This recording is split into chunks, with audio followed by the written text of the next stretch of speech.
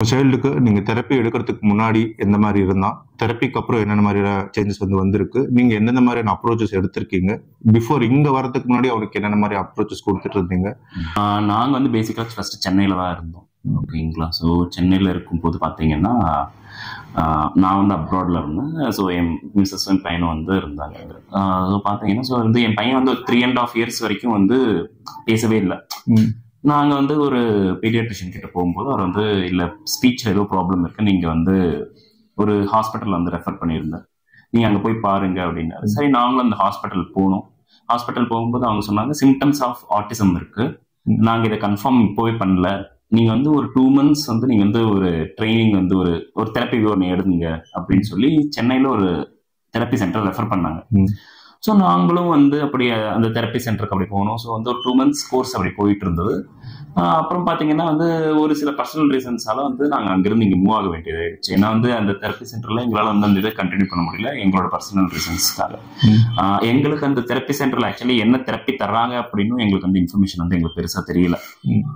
நாங்க அங்கிருந்து வரும்போது தெரப்பி சென்டருக்கு வந்து சரி நாங்க கேட்டோம், இந்த மாதிரி ஏதாவது வந்து ரெஃபரன்ஸ் ஏதாவது கொடுங்க, so what has been happen so for அப்படின்னு. அவங்க வந்து எங்களுக்கு புரியல ஆக்சுவலி அவங்க சொன்னது. ஸோ ஒரே ஷீட்டோட இன்ஃபர்மேஷன் மட்டும் கொடுத்தாங்க. கொடுத்ததுக்கு அப்புறம் நாங்க இங்க வந்தோம். இங்க கிருஷ்ணகிரியில ஒரு லோக்கல் பீடியாட்ரிஷியன் வந்து ரீனியூரல் கிளினிக் வந்து ரெஃபர் பண்ணியிருந்தார் என்னோட கிட்ட வந்து நான் அவர்கிட்ட காமிக்கும்போது.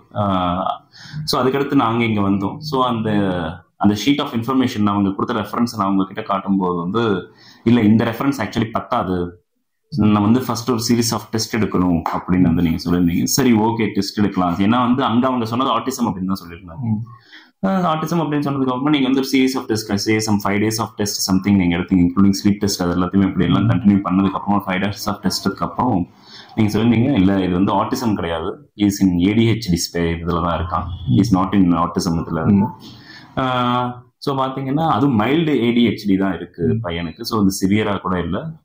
தெரப்பிஸ் இதுலேயே நம்ம வந்து ஸ்டார்ட் பண்ணிடலாம். பேசிக்கா வந்து கிட்டுக்கு வந்து அவனை டேக் கேர் பண்றதுக்கு, அதாவது அவனோட டே டு டே லைஃப்ல வந்து அவனோட ஆக்டிவிட்டிஸ் ஸ்டார்ட் பண்றதுக்கு வந்து நம்ம ஆக்குபேஷன்ல இருந்து ஆரம்பிக்கலாம்னு சொன்னீங்க. இதுக்கு முன்னாடி என் கிட்ட எப்படி இருந்தான்னா பேசவே மாட்டான். இஃப் ஏதாவது ஒரு ஆப்ஜெக்ட் ஏதாவது வேணும் அப்படின்னு சொல்லியிருந்தானா ஹி யூஸ் டு பாயிண்ட் அந்த ஆப்ஜெக்ட் பாயிண்ட் பண்ணிட்டு அது வேணும் அப்படின்னு தான் சொல்லுவான்.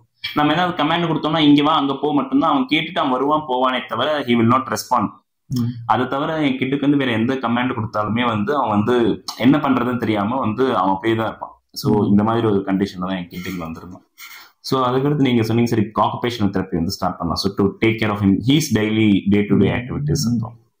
ஸோ ஆக்குபேஷனல் தெரப்பி வந்து ஸ்டார்ட் பண்ணும். ஸோ ஆக்குபேஷனல் தெரப்பியோட கோர்ஸ் வந்து முடிஞ்சதுக்கு அப்புறமா கிட் வந்து நம்ம சொல்றதை வந்து understand பண்ணிக்கிட்டான்.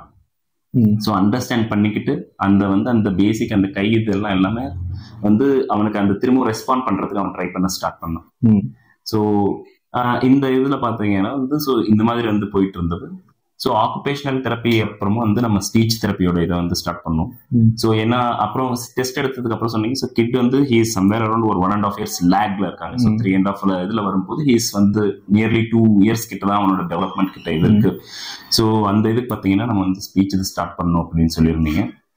So speech therapy so அந்த டியூரேஷன் எல்லாம் முடிஞ்சதுக்கு அப்புறமா ஸோ ஸ்பீச் தெரப்பிக்கு முடிஞ்சதுக்கு அப்புறமா இப்போ கிட் எப்படி இருக்கான்னா ஸோ நம்ம பேசுறோம், கிட்டும் திரும்ப பேசுறாப்புல.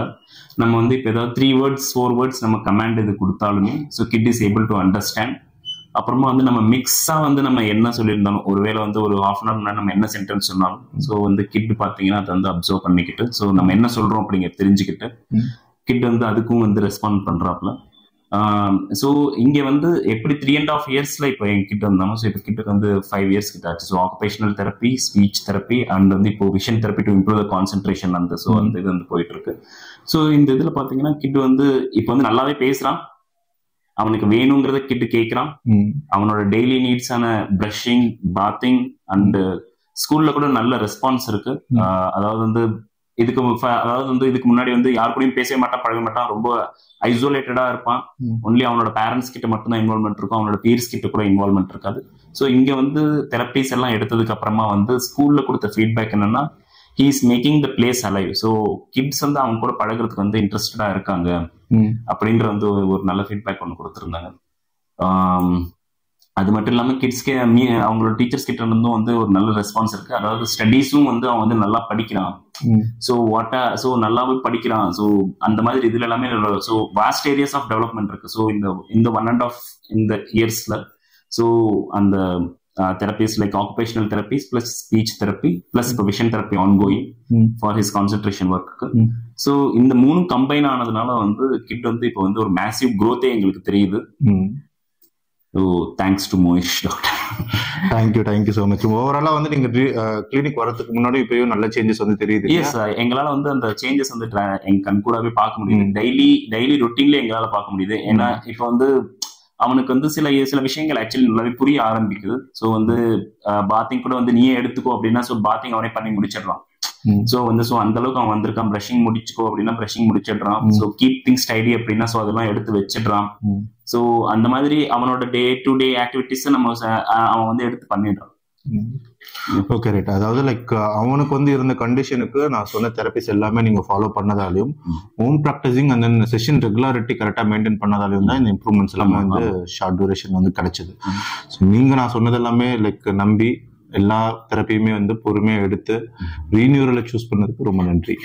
Thanks much to you. Because நீங்க ஒரு கிட்டோட அந்த அவனோட ஒரு இம்பார்ட்டன்ட் ஸ்டேஜ் ஆஃப் லைஃப்ல அதுவும் வந்து ப்ரீயர்லியா நாங்க வந்து இங்க வந்ததால by God's grace thanks to almighty. ஏன்னா வந்து ப்ரீயர்லியா இங்க வந்து ஸோ உங்களை பார்த்ததால வந்து அவனோட வாழ்க்கையில் ரொம்ப முக்கியமான ஒரு தருணம். ஏன்னா ஒருவேளை மிஸ் ஆயிருந்ததுன்னா we don't know what would have happened. So positive. Thank you so much.